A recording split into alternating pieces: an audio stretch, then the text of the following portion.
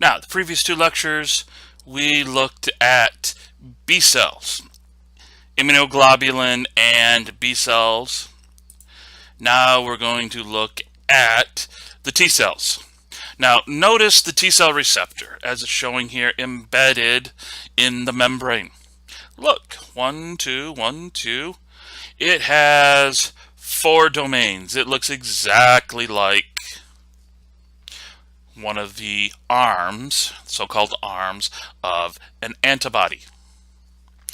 VH, CH, VL, CL of the FAB portion. Hey! VB, C beta, or V beta, C beta, V alpha, C alpha. The domains are relatively the same, except in the T cell there's going to be a few twists and tweaks. A few carbohydrates are going to be added to the variable regions as well as the constant regions, and what would be the hinge on the heavy becomes a cytoplasmic or a lipoprotein that goes through the membrane here, and it turns out the alpha chain, which is comparable to the light chain, also has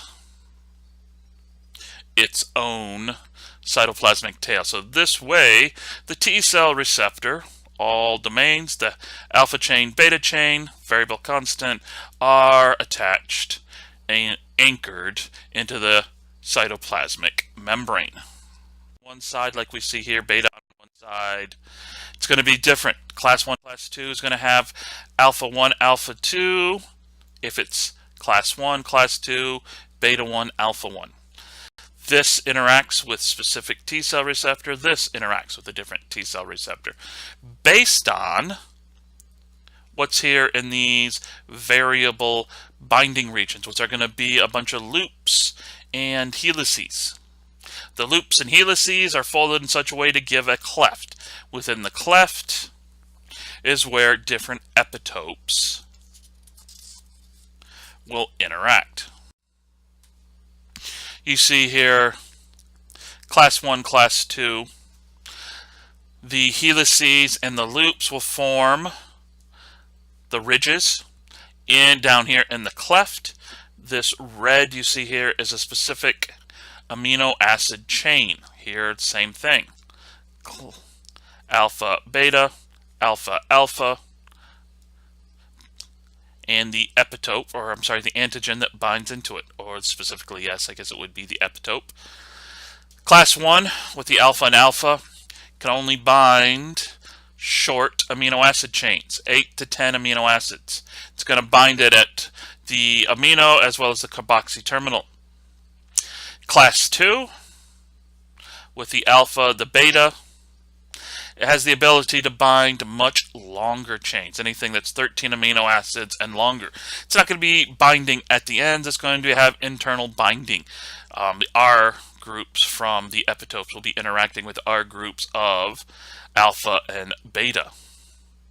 By holding this much longer compared to this amino acid chain, it tells you exactly what the T cells are going to be focusing on. Remember, Class 1 is going to be going to CD8. CD8 is looking for more of a viral infection. Viruses, their viral proteins are going to be transported into the ER. As we'll see in a later chapter, they will be cleaved by proteases into short chains, which will be loaded in Class 1. Class 2 is going to be loading up whatever is in the cytoplasm. Random chopping it up. It could be self protein, it could be something not you. Load up a long chain of it, put it on the surface. Do any T cells happen to recognize it?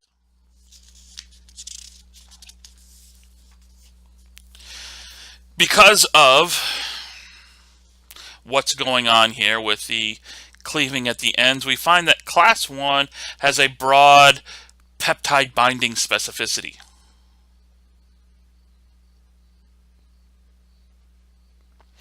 Means that it's not going to, specific amino acids have to be here and here within the alpha chains to bind to a specific epitope. We see when we look at genetic structures, we go and look at the genes, that there are hundreds of different alleles that correspond to these alpha chains, these alpha subunits in MHC class 1.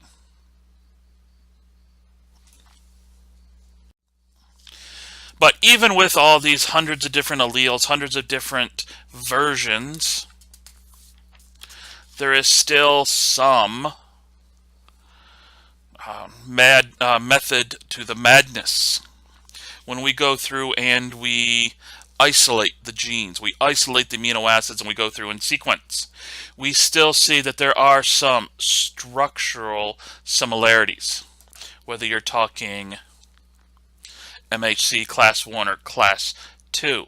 You see here, here's the amino terminal, here's the carboxy terminal of whatever protein will be loaded in there.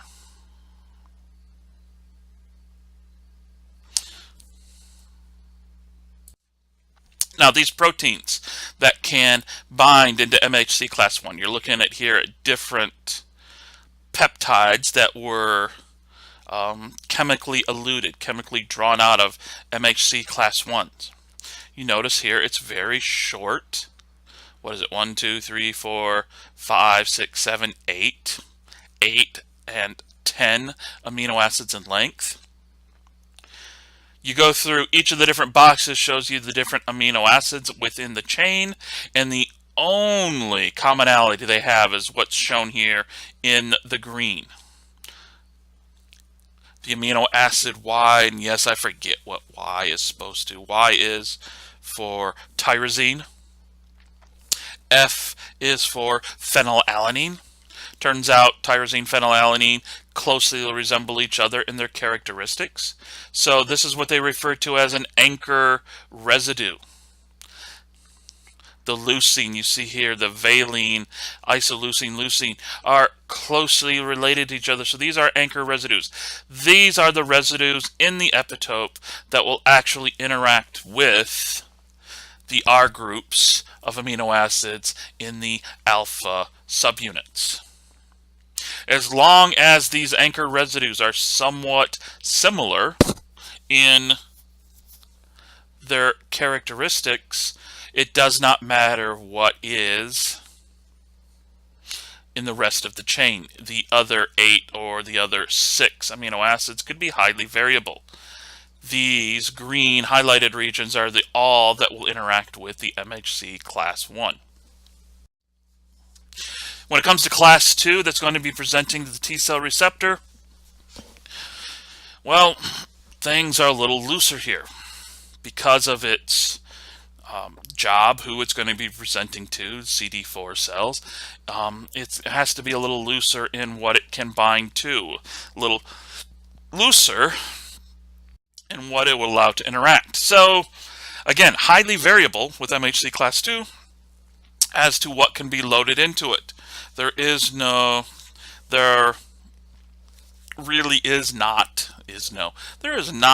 a sequence limit. MHC class 1 had an 8 to 10 limit. Boom, that's where it needs to be. Here, no. Longer than is basically what we're looking at here. Longer than what would be in class 1. Again, you look through very variable in the different amino acid sequence of epitopes that were taken out of an MHC class 2 molecule.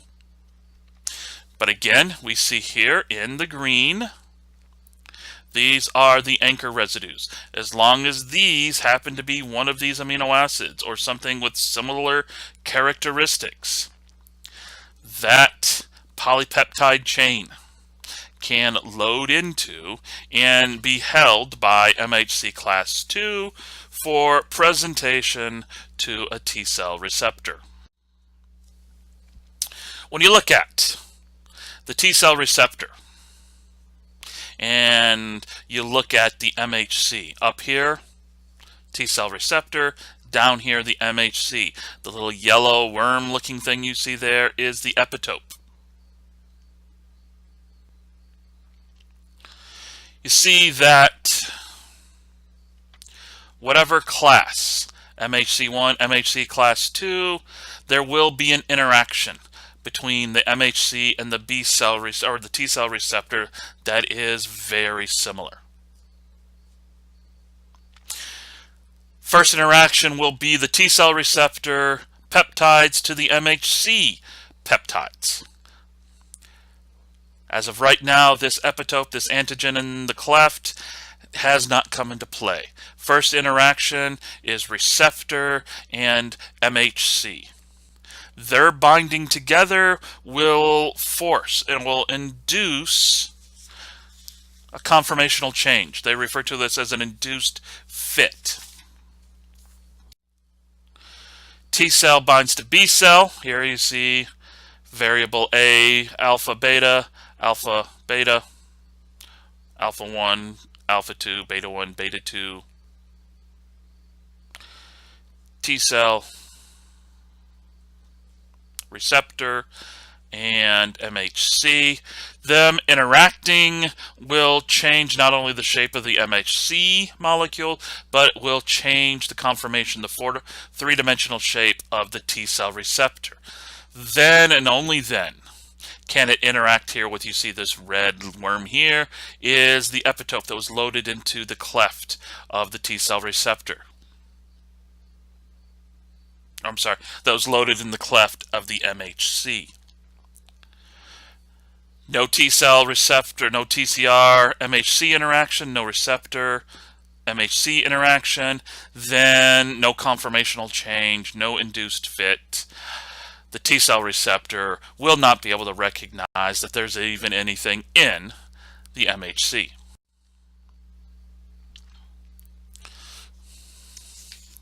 Now, the T cell receptors are not the actual CD4, CD8 thing that we've been talking about, that has been mentioned in this lecture and in previous chapters. The CD4, CD8 cell surface proteins, again, as you see here, they've got the structure that we've come to know as an immunoglobulin domain. They have cytoplasmic tails to anchor them into the plasma membrane. CD1 has the D1, 2, 3, 4. CD8 has an alpha and beta domains. Different domains, different numbers, gives them distinctly different three-dimensional structures, different quaternary structures. These will be embedded in the plasma membrane of the T cell in close proximity to the T cell receptor. And we will talk more about those interactions and the stability that's required and that is induced by the complex in a later chapter. So when you look at who's got class 1, class 2, T cells, B cells, macrophages, who interacts with, who doesn't, you can see who presents antigens to T cells and who doesn't. B cells are going to help activate different T cells based on who's being activated and when, what type of inflammatory response